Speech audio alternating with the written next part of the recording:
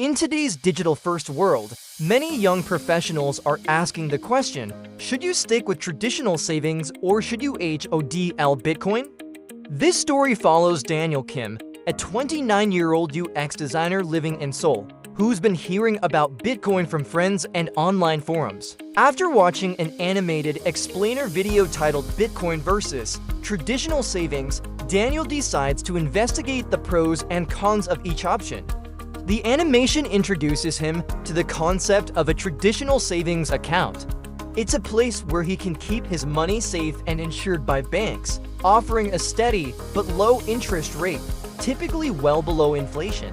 While his money is growing, the purchasing power of his savings may actually shrink over time, especially if inflation outpaces the bank's interest rate. The animation then contrasts this with Bitcoin, a decentralized digital asset with a fixed supply of 21 million coins. Since its creation in 2009, Bitcoin has experienced rapid price appreciation due to growing demand and its scarce supply. In 2010, one Bitcoin was worth around $500. By 2021, its value soared to almost $70,000, representing an annual average growth of over 130%. However, Bitcoin's value is also highly volatile. Prices can swing wildly in short periods.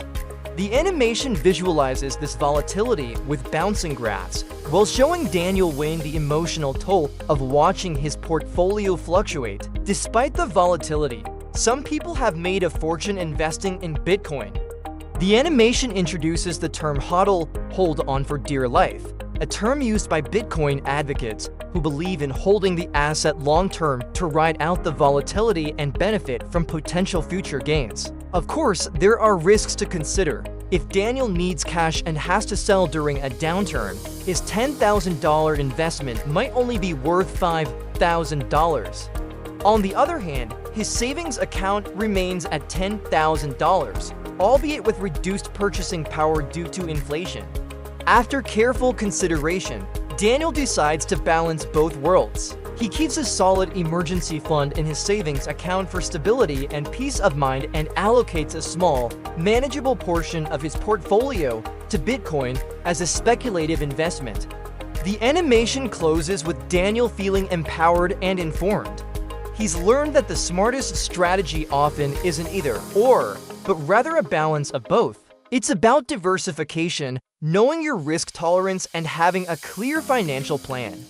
While Bitcoin can offer exciting upside, traditional savings provide essential security, and both can play a role in modern personal finance.